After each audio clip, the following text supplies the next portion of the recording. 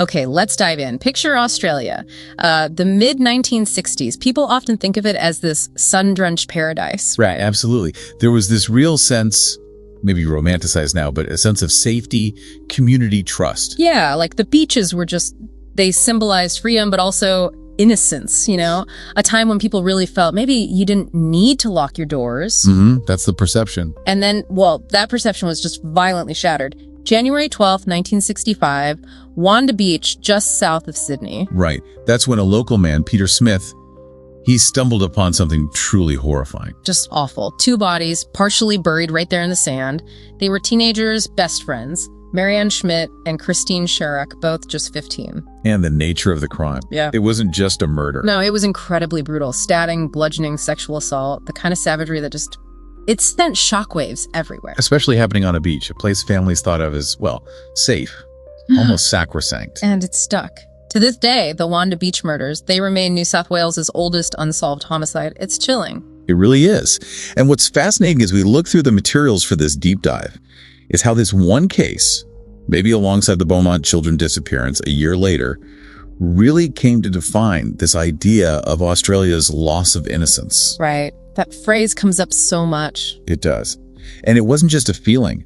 Our research shows it led to real changes. People actually started locking doors more, thinking twice. Neighborhood watch groups started popping up. So for this deep dive, what's our mission? We're unpacking it all. Exactly. We'll go through the chilling timeline, look at the forensic clues or lack thereof sometimes, explore the main suspects over the years, and really examine how this tragedy became so embedded in the national psyche. Okay, so let's get into that. The immediate aftermath.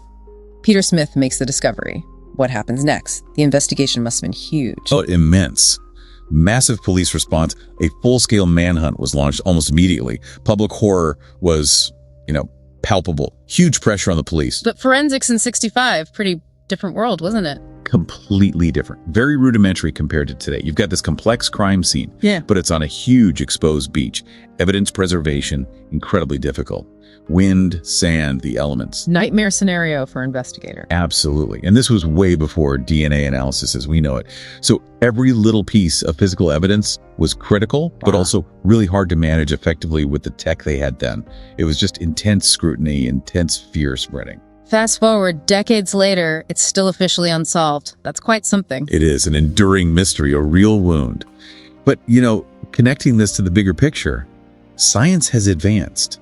There have been glimmers of hope. Like the DNA breakthrough. Exactly. The sources mentioned that big news in 2012. The cold case unit managed to get a weak male DNA profile from Christine Sherrock's shorts. After all that time, that was huge. A new lead. But then, it gets incredibly frustrating, doesn't it? Devastatingly so. Just 2 years later, 2014, came the confirmation. Marianne Schmidt, crucial sample, the semen sample they thought held the best chance for a full, robust DNA profile using modern tech. It was a loss. Confirmed loss by the police, not just misplaced, but gone. A systemic failure, really. It basically shut down the most promising path to a definitive answer. Imagine that for the families. Unbelievable. It just highlights the immense challenges, the ups and downs in these cold cases. It really does. Yet, despite all that, despite it being officially open, modern analysis seems to point quite strongly in one direction, doesn't it? Towards Christopher Wilder. Yes, that's where a lot of the focus lands now, based on the materials. Wilder's profile is, it's compelling. Disturbingly so. Why him specifically? What's the connection? It's his history. The sources highlight this chillingly. Just 2 years before Wanda, 1963, Wilder, who was only 17 then, was actually convicted for his part in a gang rape. Where? On a Sydney beach. A 13-year-old girl. The parallels are stark, aren't they? Yeah. Young female victim, beach setting, violent sexual assault. And that wasn't the end of his violence, was it? He became infamous later on. No, sadly not. He moved to the U.S. and became a notorious serial killer in the 1980s. He had this pattern.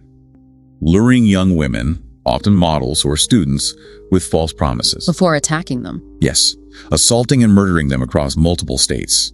His methods? The deception, preying on young women, the brutal sexual violence and murder, they align disturbingly well with the specific details of the Wanda crime. So even though he was never charged for Wanda. Correct. Never officially charged. But the circumstantial evidence, especially that prior Sydney conviction on a beach, it makes him the prime focus for modern investigators, a very significant person of interest. So we're left with this. The Wanda Beach Murders, this terrible tragedy. officially unsolved. What did that mean for a nation? Well, that's the profound question, isn't it? What does it mean for a nation to grapple with a mystery like this for, over half a century now? With these leads that seem promising, but then just fizzle out or hit dead ends. How does that memory shape things? Exactly. How does the memory of something that's so fundamentally shattered that sense of safety, of innocence, how does that continue to shape national identity, the sense of self, even today?